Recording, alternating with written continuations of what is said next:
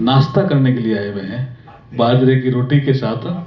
बार बार भी और आप भी आए हुए हैं, तो ये मेरी मिसेज के बारे में जानते हैं, इसलिए जो माँ का रूप होता है वो थोड़ा अलग होता है। लेकिन मैंने किताब माँ पे नहीं लिख करके मैंने मिसेज पे लिखी है, एक सफ़र हम सफ़र के साथ। वो भी माँ तो है ही किसी की तो, लेकिन मेरी वो मिसेज है। लेकिन वो किताब लिखी है एक सफ़र हम सफ़र के साथ। इनको बहुत अच्छी लगी, इन्होंने फ़ोन करके मुझे कहा, इनको भी बहुत अच्छी लगी, अंग्रेजी में ट्रांसलेशन हो गया। लेकिन अब माँ के बारे में मैं कहना चाहता हूँ, माँ के लिए क्या लिखूं? देवेंद्र जी आपने तो खूब लिख दिया, मैं क्या लिखूं? माँ के लिए क्या लिखूं? माँ ने तो खुद मुझे लिखा है, मैं क्या लिखूं जी माँ के लिए? प्रभात जी बताओ क्या लिखूं?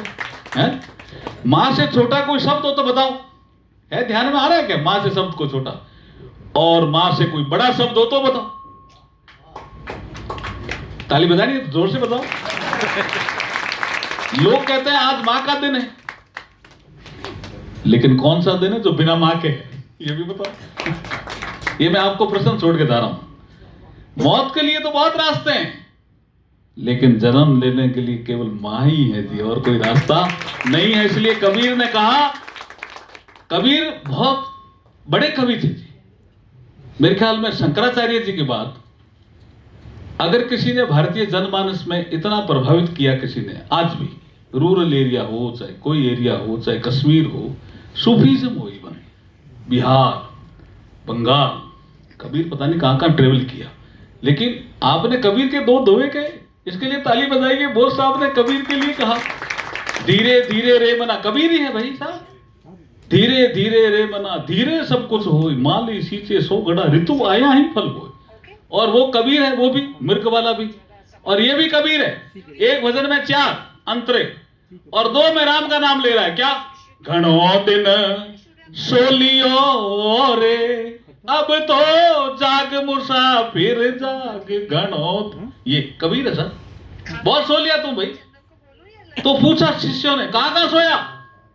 पहला सोयो मां के गर्भ में, उल्टा पांव पसार। कबीर कहता है कि मां के गर्भ में बच्चा उल्टे पांव होता, हम उसको उल्टा समझते हैं, लेकिन उसके सिर नीचे होता है और पांव ऊंचे होते हैं। कोई कोई बच्चा शायद पांव से जन्मता है तो वो चिणक पड़ जाती है ना, तो हमारे राजस्थान में कहते हैं कि चिणक निकाल लो, ये उल्टे पांव।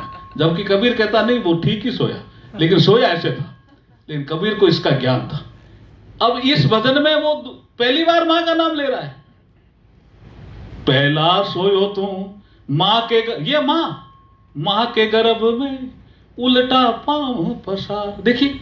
और दूसरा बार भी मां के कह रहा है। फिर दूजो सोयो तू मां के गोद में, हंस हंस दांत दिखाए। ये दांत का क्यों यूज किया जी कबीर ने, पता है? ये जब संसार बनता है तब सारे अंग भगवान देता है, लेकिन दांत नहीं देता। और क्यों नहीं देता? कि अगर बच्चे के दांत भगवान देते तो वो स्तन खा जाए, इसलिए परफेक्ट सिस्टम बनाने के लिए भगवान ने दांत बाद में दिए। और वो कबीर ने, और आपने कबीर का जिक्र किया जी, आपको बहुत बहुत धन्यवाद। और ये तो करते ही रहते हैं, आरिफ मोहम्मद खान साहब तो, और परवाज जी तो करते ही रहते हैं। बहुत बहुत बधाई, शुभकामनाएं। मैं मुझे जाना है, नहीं तो मैं आपको पूरा भजन सुना देता कबीर का। हाँ पूरा ही आगे सुन लेंगे सर, फिर कभी देवेंद्र जी मौका देते रहेंगे, रेखा जी मौका देते रहेंगे। बहुत बहुत धन्यवाद, शुभकामनाएं sir. Thank you sir, thank you.